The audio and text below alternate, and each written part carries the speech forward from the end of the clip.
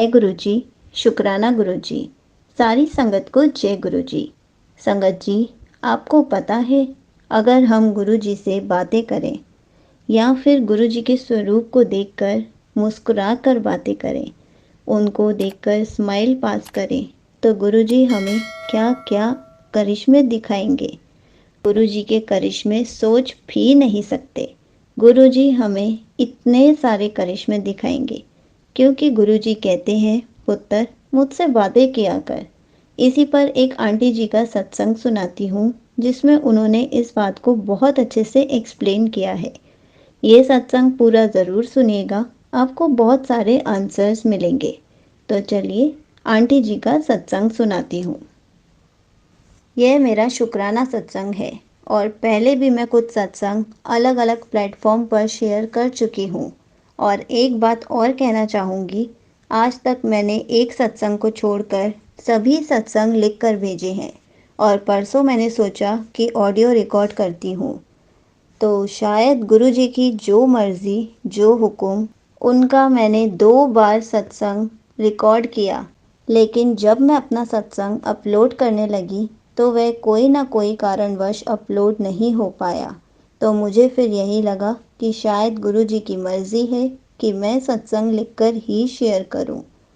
संगत जी, गुरु जी से हम कब से जुड़े हैं, यह तो गुरु जी ही जानते हैं। मैं गुरु जी से 2022 में फरवरी या मार्च में जुड़ी, जब घर में बहुत प्रॉब्लम चल रही थी। संगत जी, एक बात बताना चाहूँगी कि प्रॉब्लम्स तो आज भी हैं, बस गुरु जी ने संभाल रखा है। मेरी भाभी ने गुरु जी का स्वरूप और ब्रेसलेट स्वरूप भी दिया था, पर मैं कोई गुरु जी को नहीं मानती थी। सॉरी गुरु जी। तो मैंने ये अपने आप मंदिर के ऊपर रख दिया। पर जब भाभी ने दोबारा से कहा कि आप गुरु जी का मंत्र जाप करो और सुनो, तो मैं मंत्र जाप सुनने लगी, पर मेरा मन नहीं लगता था। और इससे भी पहले मैंने गुरु जी के बारे में गूगल में सर्च किया था। संगत जी, मैं साईं जी को मानती हूँ। मुझे यह डर था कि साईं बाबा नाराज़ ना हो जाएं अगर मैं गुरु जी को मानने लग गई या मैंने गुरु जी की पूजा करनी शुरू कर दी। और फिर एक दिन मैंने एक सत्संग सुना, जिसमें एक आंटी कहती हैं कि वह साईं बाबा को मानती हैं और इसलिए वह गुरु जी को नहीं मान पा रही थी और उन्हें ड्रीम दर्शन होते हैं कि उनके घर साईं बाबा आए हैं और साथ में छोटे बच्चों को लेकर आए हैं, जिनका जिनका फेस एकदम गुरु जी की तरह ही है और शायद ही कहते हैं कि यह मेरा फ्रेंड है और आज से तुम्हारे घर रहेंगे। गुरु जी का यह सत्संग सुनकर मुझे एक उलझन से क्लैरिफिकेशन मिल गई। मैंने गुरु जी का बहुत शुक्राना किया। गुरु जी का स्वरूप मैं कभी कभी मंदिर में रखती थी और हाथ जोड़ लेती थी, क्योंकि घर में इतनी प्रॉब्लम्स चल रही थी और स्वरूप मंदिर में रखने से बहस बढ़ जाती। संगत जी, होली वाले दिन मैंने गुरु जी से अरदास की कि गुरु जी, मैं आपका स्वरूप मंदिर में रख रही हूँ और मेरा बहुत मन है कि मैं उन्हें गुलाल लगाऊं। मैंने कहा, अब आप देख लो। तो संगत जी, मैंने गुरु जी का स्वरूप मंदिर में रखा। तो संगत जी, मैंने गुरु जी का स्वरूप मंदिर में रखा और वहाँ पर कर्टन्स हैं, तो मैंने गुरु जी के स्वरूप को थोड़ा सा कर्टन से छुपा दिया ताकि गुरु जी का स्वरूप किसी को ना दिखे।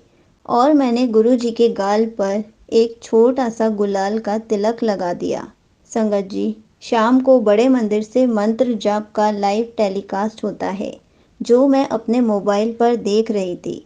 गुरु जी की समाधि के वहाँ पर जो स्वरूप है गुरु जी का, तो मेरी नज़र पड़ती है कि उनके गाल पर एक डॉट है, उसी कलर की जो मैंने तिलक भी वैसे ही लगाया हुआ है। तो मैंने एक से दूसरी बार वही वीडियो जब चलाई, तो मेरे मन में आया कि मैं स्क्रीनशॉट लेकर अपनी मम्मी के साथ यह शेयर करूं। संगत जी, उतनी ही देर में वह पूरा का पूरा लाइव वीडियो कहाँ गया मुझे पता नहीं। मैंने उसको बहुत ढूंढा, पर मैं ढूंढ नहीं पाई। उस टाइम वो लाइव चल रहा था। इसी तरह का सत्संग मैंने 1-2 दिन पहले सुना था कि एक अंकल अपने फ़ोन पर कुछ बड़े मंदिर की शिव जी की फ़ोटोज़ देख रहे थे और जब वह किसी को दिखाने लगे वही चीज़ शायद स्क्रीनशॉट करके, तो उनका फ़ोन खराब हो गया था। तो यह सब गुरु जी की ही महिमा है। एक दिन मंडे के दिन मुझे सुबह-सुबह ड्रीम दर्शन हुए कि शिव जी की एक वाइट मार्बल की मूर्ति है, बहुत सुंदर, और उनके गले में ब्राउन कलर का नाग है। तो सारा दिन मैं यही सोच रही थी कि यह कौन सा मंदिर है, कौन से मंदिर की मूर्ति हो सकती है। मुझे कुछ भी ख्याल नहीं आ रहा था।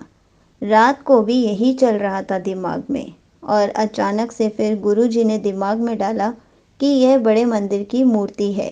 मैंने गूगल में बड़े मंदिर की बहुत सारी फ़ोटोज़ देखी हुई हैं और इसलिए फिर मुझे स्ट्राइक हुआ कि यह वही मूर्ति हो सकती है। और उसी टाइम मेरा फ़ोन दूर पड़ा था और रूम में अंधेरा था और अचानक से फ़ोन की लाइट ब्लिंक हुई और मैंने यह सोचा कि अगर यह वही मूर्ति है तो वापस से एक बार लाइट ब्लिंक होगी। और संगत जी, बिल्कुल ऐसा ही हुआ।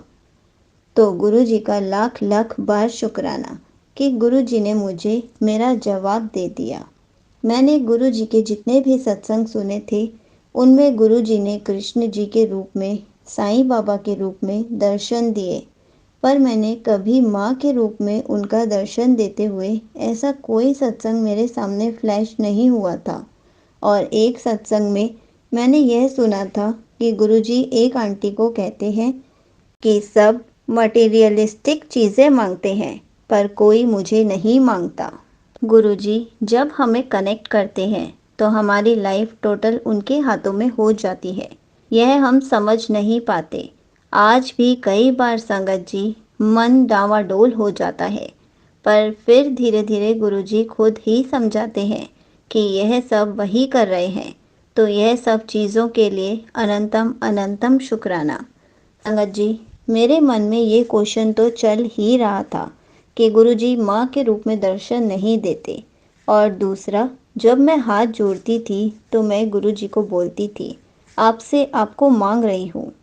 एक दिन ट्यूसडे को मैं एक सत्संग सुन रही थी शाम को, जिसमें एक अंकल जी को एक नर्स इंजेक्शन देने लगी और उस नर्स को ऐसा लगा कि गुरुजी ने उनका हाथ बहुत सॉफ्टली पकड़ के उन्हें इंजेक्शन देने से मना कर दिया है। और यह सत्संग पूरा सुनकर मैं कुछ सामान लेने नीचे चली गई। मेरे घर के नीचे ही मार्केट थी और उस दिन मेरे पर्स में 200 रुपये थे। कुछ खास सामान नहीं लेना था, जिसके कारण मैं और पैसे नहीं लेकर गई। शाम का टाइम था और मार्केट में काफ़ी भीड़ भी थी। मैं मार्केट के अंदर ये सामान लेकर बाहर आ रही थी। उसी टाइम एक आंटी मुझे आवाज़ देती है, बहू, और मैं उनको देख रही हूँ। वह बहुत सुंदर थी। उनकी आईज़ इतनी सुंदर थी। उन्होंने रेड बिंदी, रेड सिंदूर और प्रिंटेड वाइट साड़ी पहनी हुई थी और मैं उन्हें नहीं जानती थी, ना मैंने उन्हें कभी पहले देखा था। मैं उन्हें देख रही थी और मैंने सोचा कि बिल्डिंग में कोई नई होगी। उसके बाद वह मुझसे बात करने लगी कि कैसी है। मैंने कहा ठीक हूँ, और फिर मैं उन्हें देखे जा रही हूँ। उन्होंने मुझसे पूछा कि तुम्हारी तबीयत ठीक है, तुम्हारी हेल्थ डाउन हो गई है। संगत जी, घर में इतनी प्रॉब्लम्स चल रही थी जिसके कारण मेरी हेल्थ काफ़ी डाउन हो गई थी। तो मैंने उन्हें कहा, नहीं, ऐसा कुछ नहीं है। और फिर उन्होंने बोला, अपना ख्याल रखा करो। और उन्होंने मुझसे पूछा कि पहचाना? तो मैंने कहा नहीं। तो उन्होंने कहा, मैं इसी बिल्डिंग में रहती हूँ। शाम का टाइम था और मार्केट में भीड़ काफ़ी थी। तो मैंने कहा ठीक है आंटी, चलते हैं। मार्केट के बाहर ही नाश्ते की एक शॉप थी, तो मैंने वहाँ से नाश्ता लिया और मैंने पर्स में जो 200 रुपये थे वो पूरे ख़त्म कर दिए। मैं घर ही आ रही थी। मार्केट से नीचे फुट पर आने के लिए 4 सीढ़ियाँ हैं। तो मैं जैसे ही सीढ़ियों से उतरने लगी, वहाँ पर एक गरीब खड़ा हुआ था। उसने इशारा किया कि उसे भूख लगी है। यह देखकर मुझे थोड़ा ख़राब भी लगा, क्योंकि मेरे पास पैसे नहीं थे। एक और गरीब भी बैठी हुई थी। और उन्होंने कुछ नहीं मांगा।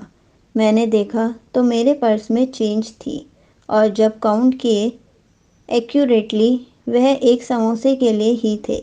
तो मैं फटाफट नाश्ते की शॉप पे गई और एक समोसा ऑर्डर किया। संगत जी, उस टाइम मेरे शोल्डर पर वही आंटी आकर हाथ रखती हैं और मुझे कहती हैं, संगत जी, वह कुछ सेकंड का टाइम था। मेरे दिमाग में यही चीज़ स्ट्राइक की कि एक तो मैं उन आंटी को जानती नहीं और मार्केट से फुट तक 4 सीढ़ियाँ हैं। मेरे दिमाग में यह चल रहा था कि वह यह सीढ़ियाँ चढ़ी कैसे होंगी जब उतर नहीं सकती। संगत जी, फिर मैंने सोचा कि ठीक है, उन्हें उतरने में हेल्प कर देती हूँ और मैंने उनके आगे अपना हाथ किया कि आप मेरा हाथ पकड़ लो तो मैं नीचे उतार देती हूँ। उन्होंने बहुत आराम से अपना हाथ मेरे हाथ में रखा, बिना कोई प्रेशर देते हुए, और उनके हाथ इतने ज़्यादा सॉफ्ट थे, आज भी मेरे को गूज़ बम्प्स आते हैं बताते हुए। संगत जी, सीढ़ियाँ उतरते समय उन्होंने कहा, मैं किसी तरह सीढ़ियाँ चढ़ तो गई, पर उतरने में थोड़ी प्रॉब्लम होती है।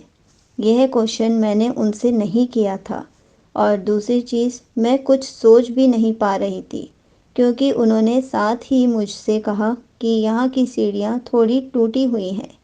ने जैसे ही वह सीढ़ियाँ उतारी, मैंने उनको बोला कि आंटी, आप चले जाओगे कि मैं आपको छोड़ दूँ गेट तक? तो उन्होंने कहा कि नहीं, मैं चली जाऊंगी।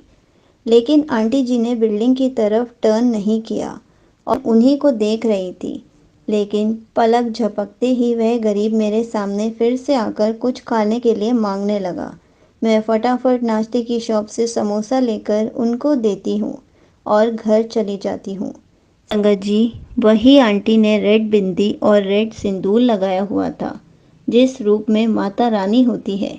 और संगत जी, रात को जब मैं यूट्यूब स्क्रॉल कर रही थी, तभी उसमें सिद्धार्थ मोहन अंकल के भजन की 2 लाइन आई, सारे जन्म तो जो रहिया अधूरिया, मेरिये सदर हुई आज पूरिया।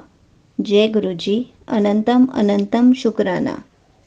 ट्यूसडे के दिन माँ के रूप में दर्शन दिए, बहुत बहुत शुक्राना। संगत जी, जब गुरुजी हमें जोड़ते हैं तो हम एक छोटे बच्चे की तरह बन जाते हैं। हम हंसी मजाक साबुन से करने लगते हैं। एक दिन वेडनेसडे को मैं पूजा कर रही थी सुबह, और पूजा करके मैंने स्माइल करते हुए गुरुजी से पूछा कि आपने मंडे को शंकर जी के रूप में दर्शन दिए, ट्यूसडे को माता रानी के रूप में दर्शन दिए, और आज वेडनेसडे है और मैं सो के उठ चुकी हूँ, तो ड्रीम दर्शन तो हो नहीं सकते, तो आज आप गणेश जी के रूप में कैसे दर्शन दोगे? और यह बोलकर मैं हंसकर उठ गई। सॉरी गुरुजी, सॉरी संगत जी। इसके बाद घर का काम करके दोपहर को मैंने यूट्यूब खोला और गुरुजी का सबसे पहले मैसेज आया हुआ था कि हर वेले दर्शन ना मांग्या कर, हर कोई दर्शन सहन नहीं कर सकता, इसके लिए बहुत तपस्या करनी पड़ती है। संगत जी, मुझे कुछ समझ नहीं आ रहा था कि मैं क्या बोलूं, क्या करूं, और उसके बाद जब मैं स्क्रॉल करती हूं तो वाइट मार्बल के गणेश जी की फ़ोटो आती है। मैं अपने सत्संग को यहीं विराम देती हूँ। यहीं पर आंटी जी का सत्संग समाप्त होता है। संगत जी, अगर हम भी गुरु जी से ऐसे बातें करेंगे तो गुरु जी हमें अपनी लीलाएं ज़रूर दिखाएंगे, हमें हर रूप में दर्शन ज़रूर देंगे। हमें बस गुरु जी की लीलाओं को समझना पड़ेगा कि गुरु जी हमें कब और किस रूप में दर्शन दे रहे हैं। जय गुरु जी, शुक्राना गुरु जी।